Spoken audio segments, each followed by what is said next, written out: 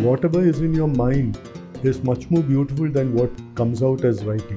So somebody asked me whether I go down to the level of children. So I said I go up to the level of children, because children are very intelligent people. Every writer has a laboratory. That's himself or herself. Hello and welcome to Story Lab, where we dive into the mind of a storyteller to see how they mix and boil ideas and emotions to tell great stories. For today's episode, we are at the residence of the novelist, playwright, poet, columnist, Mr. Shreekumar Varma. He has won multiple awards and an international residency for his writing. And interestingly, he is also the great-grandson of the celebrated painter Sri Raja Ravi Varma. So, welcome to the Story Lab. Thank you. So today we are very curious to understand your unique approach to storytelling, your writing process, be it a novel or a poem or a play for theatre. But what is it that you do? What is your writing process like behind the curtains? So can you walk us through your dramatizing process once you have an idea or an inspiration? How do you go about dramatizing it? The basic plan is that I have absolutely no plan.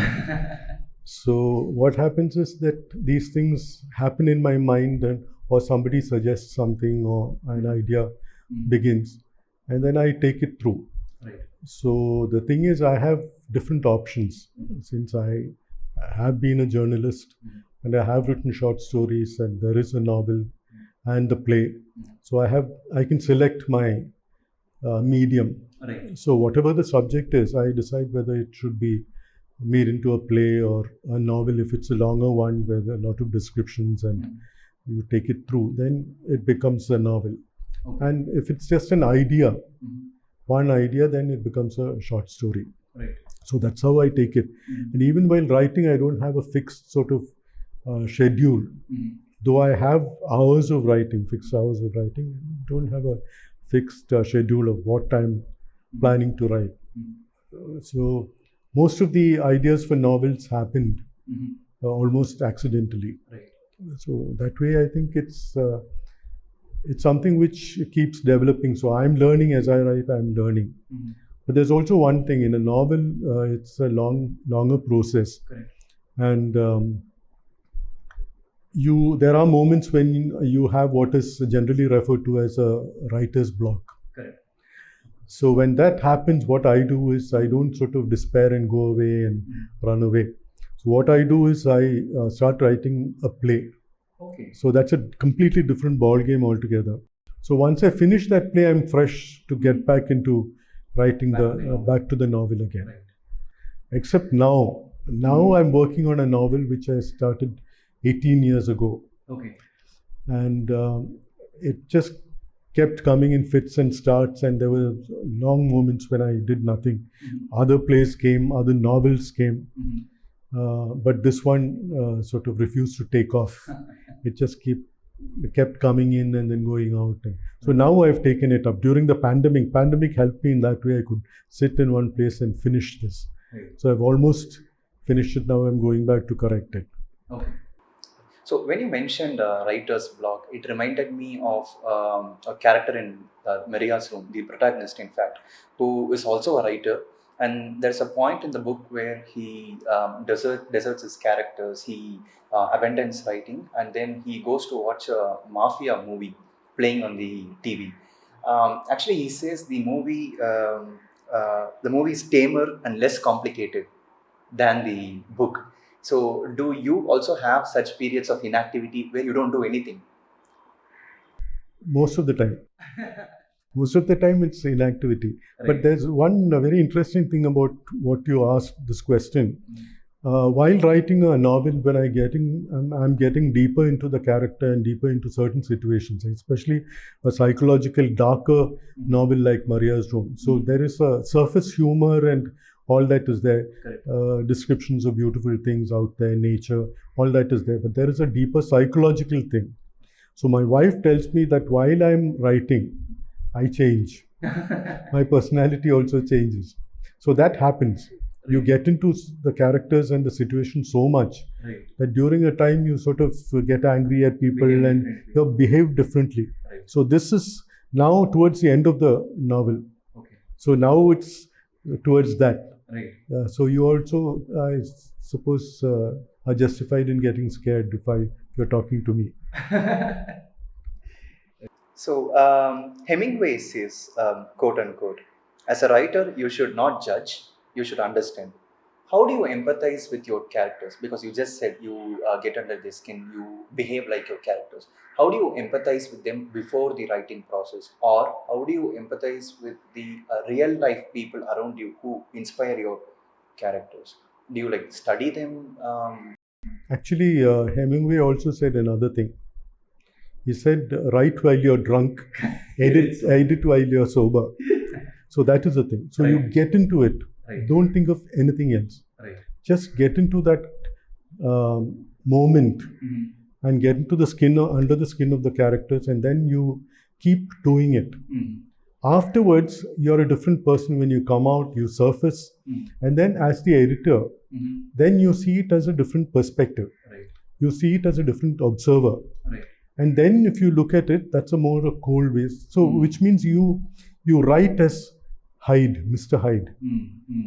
And then you come back as Dr. Jekyll and then you edit the work. So that's the process. Right. So the relationship between other people you meet, and you're always, I used to tell my students when I was teaching creative writing was that your creativity, your thoughts, your novel at the moment is always within you. It's like electricity. It just keeps going. It is there. So when you sit there and you start writing, that is like when you're switching on your light or whatever, your fan or whatever it is. Right. So electricity is always there. Your creativity is always there. You're observing people. You're taking in life as it happens. But when you sit down and write, that's the process when your inputs become of value to you, and it helps you in your writing. When I'm observing something, I'm not really thinking about that. Right. But it afterwards, it sort of informs me, it educates me, it gives me that inspiration to maybe start. So many of my novels, which as I told you earlier, many of my novels have that seed of reality, of people I have already met and situations I have been in. Right. That's always that. Until till the last one, which I'm writing now, everything has got something of me, something of my experience in it. Okay, right. So there's a section in the book that I'm going to refer to. Okay, so you say Milton's face was painted with odd strokes of yellow light and shadow, a sad pantomime mask, or the face of a jaundiced snowman, his lips curled up like twitching strips of red meat on a dinner plate. So when you're writing such precise, unique visuals, do you assume a certain level of intelligence in your readers? Do you say, okay, they would get it, or should I tone it down? I don't do that. Okay. I don't do that because as I write, like Hemingway says, write while you're drunk. So that goes full-fledged, sort of whatever comes to me, I write. But then when I read back, if I feel that I am going a little overboard, then I tone it down, but not to reach the reader. You don't write down to the level of a reader. It's like, I also write children's books. Right. So somebody asked me whether I go down to the level of children. So I said I go up to the level of children, because children are very intelligent people. They always question. See, when they start out, they're very intelligent beings. They're discovering, they're curious. As you grow older, your curiosity level subsides. When you're a writer, you write what comes to you, what comes into your being. Naturally. You don't write down to, go down to a level and expect your reader or your viewer to be there. That is the thing. And viewer, in the sense of, it's very visual. I don't know if it's not a conscious thing, but it happens. I sort of describe a lot. Even this man's meat-like lips and all that. It's something which sort of, you have a face in front of them, you have that character. And you tend to sort of go ahead with your description. Right. Okay. So, actually, when reading the book a couple of years back, one thing that struck me was the abundance of such micro details. Whether they are adding value to the overall story or not, irrespective of that, there are a lot of details. It's like you want to put the reader into a very highly specific scene, not just any generic scene, but a very specific, detailed scene. So, how do where do you stop yourself or keep a check on, when describing a scene? That's when you're editing. Okay. There are people who come to me now, writers, young writers, who say, where can I get a publisher? I'm still writing. Or could you read this and let me know? That doesn't work. You finish your work, it's your work. It's not other people who should come and interfere in the process of writing. So you finish your work and then you get back to it as a reader and do that. And that is only half the job done. Get an outsider to also read it. So my wife has been the one who vets most of my work and says, will this work or not? My publisher in HarperCollins used to say this is more of literary fiction.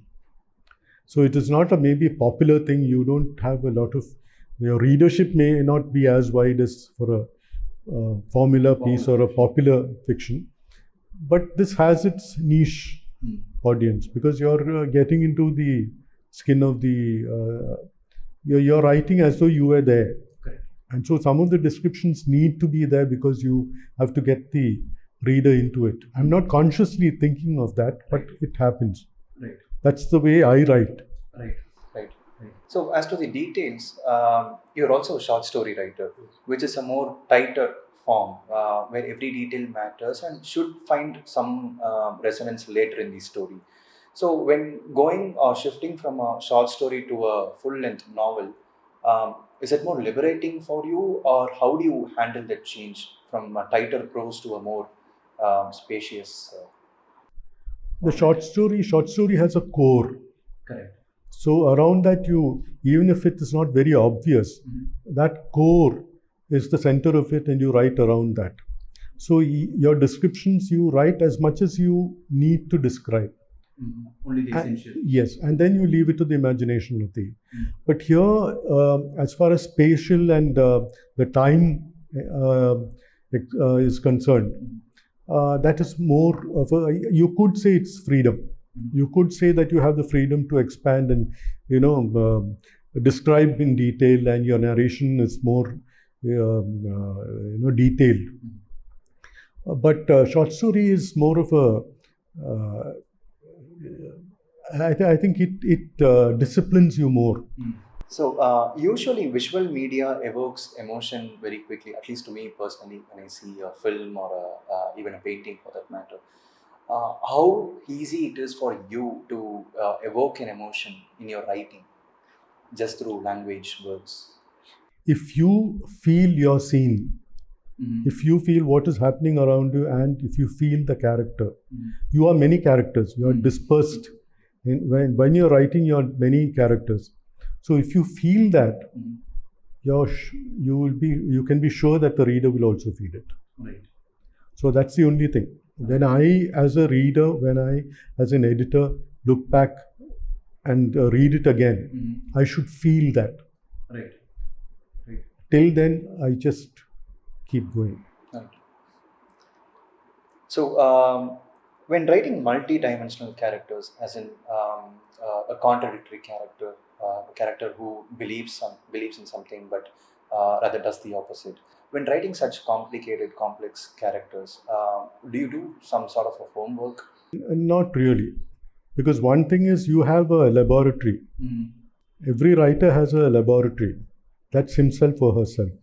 So you know how far you can go. Psychologically, if you just turn within and look at yourself and how you behave, how you analyze, there are so many characters within you. So the good, the bad, the ugly, the happy, the angry, all that is within you. So you have gone through all that spectrum of emotions. So you just need to look within. And then you have so many people around you. And so what you do is, when it's a novel, you have ample time to introduce the character, tell your reader this is what he is like or she is like, and then the twist, the turn, the other side of the person, all that can flow naturally because you have hundreds of pages to do that in. In a short story, there you plan. If it's this sort of a thing where you, I have written something which is an unusual sort of thing. It's called, it was in one of the anthologies.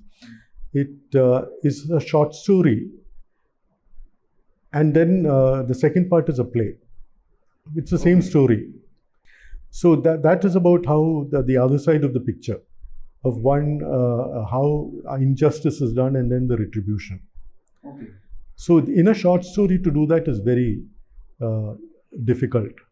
Right. But that you plan. Right. In a novel you have the luxury of length. Right. Right. So so when writing a novel, the arc comes about like naturally.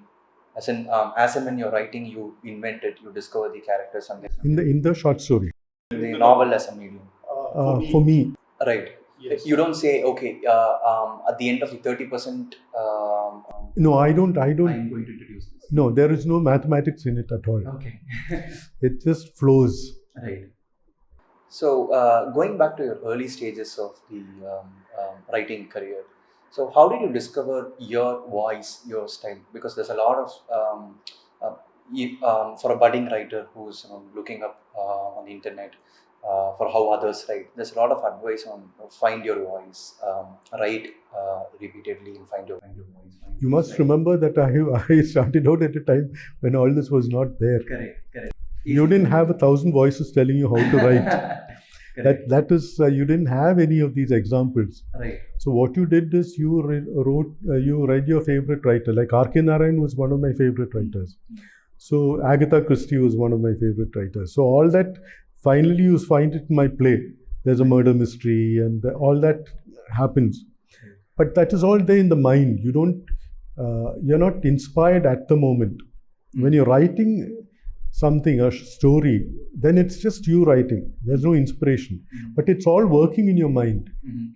It's all there. So these people are all there. All these writers, Marquez, Gabriel Marquez and R.K. Narayan and Agatha Christie, and all these people are there in the mind. And once you start writing, suddenly you find like a cuckoo clock coming out and giving you some stroke of inspiration and then going back. So that is how it works. It doesn't. It's not like you are planning how to write. Okay. You write. Right. Do you find a consistency in your voice when you look back at your novels or plays? Do you find something that's common in the style that you... Style, yes, maybe. Of words. See, I love words. So it's that the way of writing words, the power in words, the beauty in words, all that is there. But there is no consistent theme or anything like that. It's completely different. Each one, a play, a short story, everything is different. So it's just the way of expressing the poetic, the language. That is what is the same for me. And that's what I think. Right. Do you go for that lyricism, that the sound, the words? Very much. Okay. Very much. Okay. Even though I try to cut it drastically when I find it's going overboard, that always works in my mind. Okay. So when you're reading so many other writers, one personal challenge that I have when I sit down to write is I find myself imitating them in the the sentence construction, the meter, the sound of it, the choice of words. Does it happen to you when you are reading someone's and then coming back to your work? See, the thing is, if it's a longer work, and if you do get sort of excited by somebody's writing, and you do tend to replicate it and start writing that, by the time you go back and start reading it and start editing it, then there's a uniformity that you can't rely on somebody else's words to get you through your novel. But inspiration is always there. You read a novel and you are inspired and you want to write like that. But in your work, when you come down to it, when you start editing it, all that is chiseled away, Right. crafted away. So coming back to theatre, we briefly touched upon it. So that's also a medium that's familiar to you. So I think theatre is less of a visual medium than it is an oral or a verbal medium. Would you agree? In the sense, So there's a lot that needs to be conveyed through dialogue. It could be a monologue, but I don't think much could be demonstrated visually from by what's happening on stage. that's very true actually. I find it limiting personally, but It is not limiting, but I mean, when I started out, maybe it could have been, because you have a set framework and you have characters coming in and going, and you can't do things that movie makers do. Theatre relies on your imagination. So even if there's nothing else on stage, there are no props, there are no windows, doors, furniture, nothing like that, just one character or two characters. With using the imagination of the audience and a few words, the actor can completely control your emotions and your imagination. Okay. So that is something which you can do in theatre, but the audience will have to give themselves up to the writer or the director or the actor or both of them, all of them. See, one thing is, when I find while writing for theatre, is that all the other things, your novel, your short story, whatever it is, even your journalism, everything is yours. Correct. It's not other people's. But in theatre, from the makeup man to the cameraman to the lighting assistant to the actor to the director to the producer to the set designer, everyone is working on your script. Correct. To make it, to enhance it, to make it better. Correct. So it is not yours alone, but again, the appreciation comes immediately. You sit in that auditorium and you hear your lines being said and your the visuals being sort of taken through by the characters. Immediately the applause, the appreciation, or the yawns or the criticism, everything is immediate. You know where you've done well, where you haven't done well. That is there. But it's not just your product alone.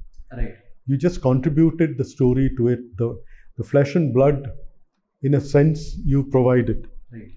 But everything else is filtered by other people. So in this collaborative process, do you try to control the inferences, because many people could have their own understanding? I have never done that. In fact, there have been big people who have done this, like P.C. Ramakrishna, Bhagyam, many big actors who have worked on my plays and done it. Some people have asked me to please cut down their dialogue because they don't remember dialogues. Some veterans. I haven't done most of what they've asked, Right. and I haven't interfered in their process either. Okay. So when I sit there and watch my play, it is as though I'm watching it for the first time. The good and the bad, you asked for it, you have to take it. In fact, I have already, in one play called Midnight Hotel, the main character was done by a gentleman called P.C. Ramakrishna, who was a very famous actor, Madras players. But Coimbatore, they wanted to do the same play. And then they rang up and said, "Why is it okay if we make this character a female?" I had my doubts at the first point, but then I said, "You take it through. If you are confident, you would." And they did it. That character called Vyas was done by a woman. Okay. And it worked. Okay. So you can't sort of think that it's your story, so you'll have to. Right. There are other people who will. That's the beauty of theatre. That's the mystery of theatre. That's the Right. wonder of theatre as you're sitting and watching. Right. Right. What's more important to you, the form or the plot or the story? For example, when you're writing a novel, the story, the plot comes first, or the language, how you're going to tell that, the storytelling comes first? No, storytelling comes only later.